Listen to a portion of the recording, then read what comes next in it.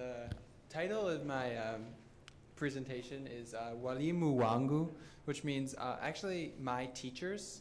Originally it was going to be Mwalimu Wangu, my teacher, but I switched it. So, so it's kind of funny that I'm going right after you because it's very similar to yours in that I want to talk.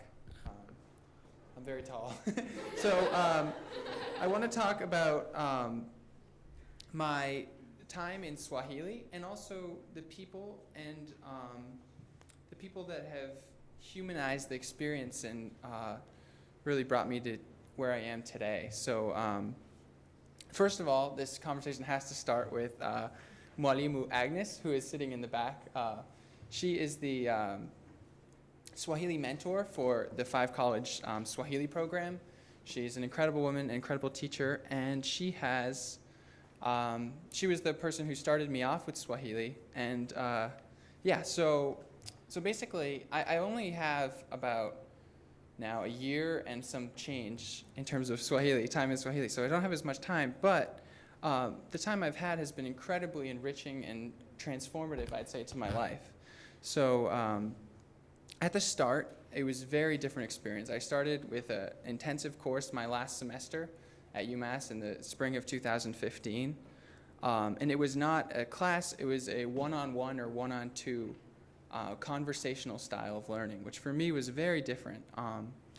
And I thrived in it. I really, I learned the culture and the language, and eventually, through my interactions with Mwalimu Agnes, I got the inspiration and the opportunity to travel to the Congo, which is sort of the meat of my Swahili time to this point. So, the Democratic Republic of Congo. So I ended up graduating in May, and I planned to go in June, but the Democratic Republic of Congo is a difficult place to go to for a number of reasons. So my plans of going to June ended up being September, and I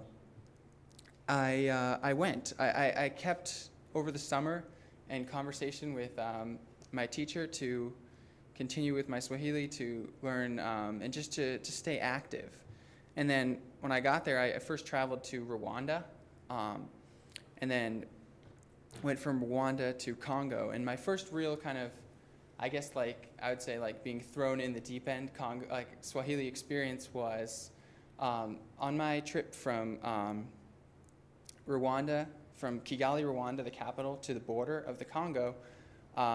My organization had set up for me to have a driver, and so I met this driver at about 8 in the morning. I was pretty tired, and he had another guy in the car with him, and he just said nothing. We went.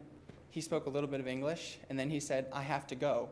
Here is my friend Jean-Marie, and who doesn't speak English." And so that was it. So I had to trust this guy who I didn't know at all, and so I don't remember what I thought, but it turned out that this guy spoke Swahili. So we passed our 3-hour car ride to the border talking in Swahili with someone who I wouldn't have even known. Without the language experience I had, I wouldn't have even known anything about him.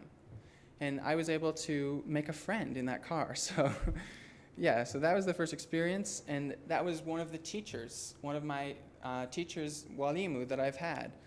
This one taxi driver in Kigali, Rwanda. So after that, the Congo is a very difficult country. This is the country that I'm going to study.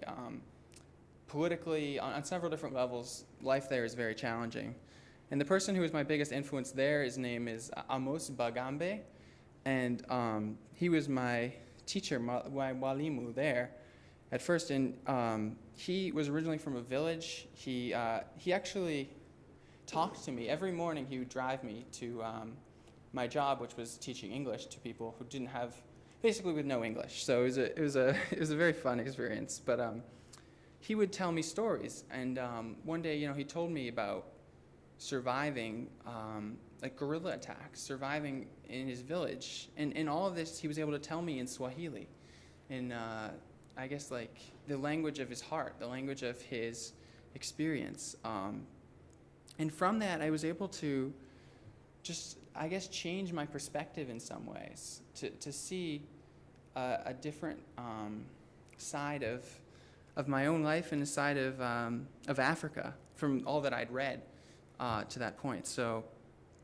Mwalimu Amos was a really important teacher in that for my development. And the next person there that really influenced me, his name is Stuart Lunanga, and he speaks 10 languages.